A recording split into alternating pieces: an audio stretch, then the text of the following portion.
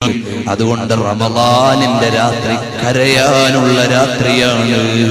ഹബീബ് കരഞ്ഞിട്ടുണ്ട്, സിദ്ദീഖുൽ അക്ബർ തങ്ങൾ കരഞ്ഞിട്ടുണ്ട്, ഉസ്മാൻ ഇബ്നു അഫ്ഫാൻ തങ്ങൾ കരഞ്ഞിട്ടുണ്ട്, അലി ഇബ്നു അബീ ത്വാലിബ് തങ്ങൾ കരഞ്ഞിട്ടുണ്ട്.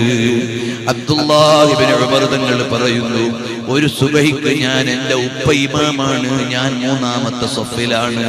ഞാൻ പള്ളിയിലേക്ക് ചെന്നപ്പോൾ ഉപ്പ ഖുർആൻ ഓതി കരയുകയാണ്.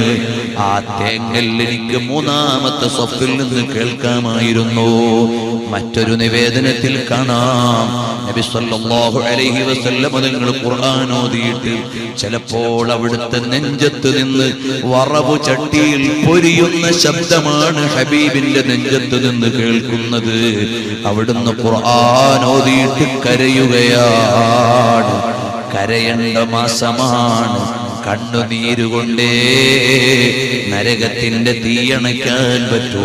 അല്ലാതെ അറബിക്കടലിലെ വെള്ളം മുഴുവൻ ഒഴിച്ചാലും നരകത്തിന്റെ തീയണയൂല. അതേ സമയത്ത് ഒരിറ്റു കണ്ണുനീര് റബ്ബിനെ ഭയന്നിട്ട് നിലത്ത് വീണാൽ അതുകൊണ്ട് നരകത്തിന്റെ തീയണയും.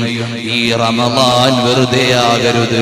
ഞാൻ എൻ്റെ ഇത്രയും സമയം ഇവിടെ ചെലവഴിച്ചത് കേവലം ഒരു വഅദ് നടത്തി പോകാനല്ല, എനിക്കും നിങ്ങൾക്കും ഇതുകൊണ്ട് ഉപകാരം കിട്ടി. ഈ വരുന്ന റമളാനിൽ ഇതനുസരിച്ച് പ്രയോഗവൽക്കരിച്ച് നന്നാകാനാണ്. റബ്ബേ, ഞങ്ങളെ നീ സ്വീകരിക്കണം റഹ്മാനേ. ഇനി റമളാനിലെ ഒരു വിശേഷം കൂടി പറയാം. ഒന്ന്, നമ്മൾ പറഞ്ഞു ഖുർആൻ ഓതലാണ്. രണ്ട്, നാം ഓർമ്മപ്പെടുത്തി രാത്രി നിന്ന് നിസ്കരിക്കലാണ്. മൂന്ന്, നാം ഓർമ്മപ്പെടുത്തി ദുആഇന്റെ മാസമാണ്.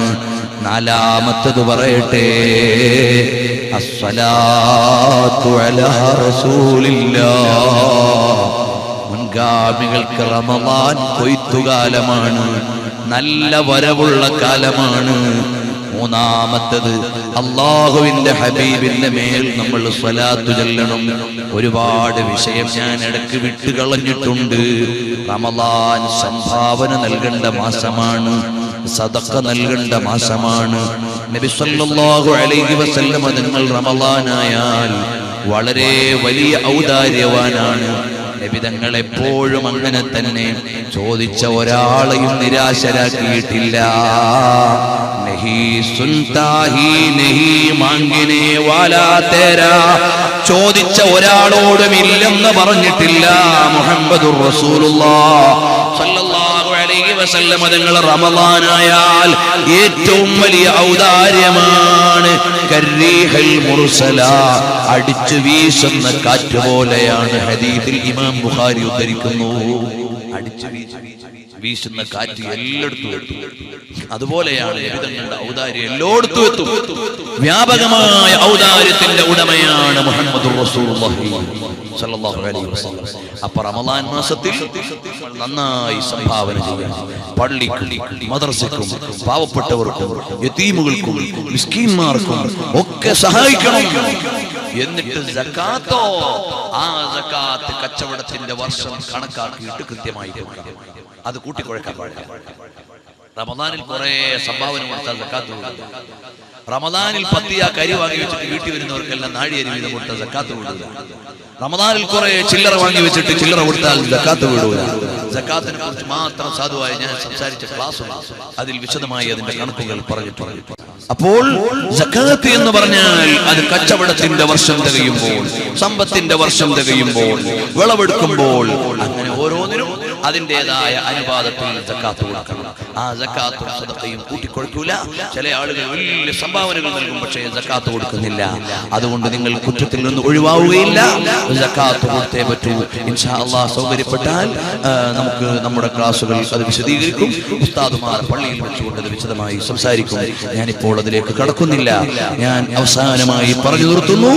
റമളാൻ മാസം അസ്സലാത്തു അലാ റസൂലില്ലാഹ്,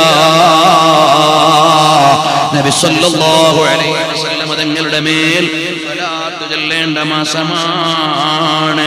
ഹബീബിലേക്ക് ലയിച്ചുകൊണ്ട് സ്വലാത്ത് വർദ്ധിപ്പിക്കേണ്ട മാസമാണ്. ഹിം ബിസ്സലാത്തി അലൻ നബി ഫഇന്നഹാ സകനുൽ ലഹും ദിക്റുൽ ഹബീബി വമദ്ഹുഹാ. അല്ലാഹുവിന്റെ ഹബീബ് സല്ലല്ലാഹു അലൈഹി വസല്ലം തങ്ങളെ അവിടുന്ന് മദ്ഹ് ചെയ്യലും അവിടുത്തെ അനുസ്മരിക്കലും വളരെ പുണ്യമുള്ള കാര്യമാണ്. അതിലേക്ക് നമ്മൾ കൂടുതൽ അടുത്തിട്ട് റമദാൻ മാസത്തിൽ റസൂലുള്ളാഹിനെ കണ്ട മഹാന്മാരുണ്ട്. അതുപോലെ റസൂലുള്ളാഹിനെ ഒന്ന് കാണണം കേട്ടോ. അതിനുള്ള അവസരമായി അല്ലാഹു റമദാൻ നൽകട്ടെ.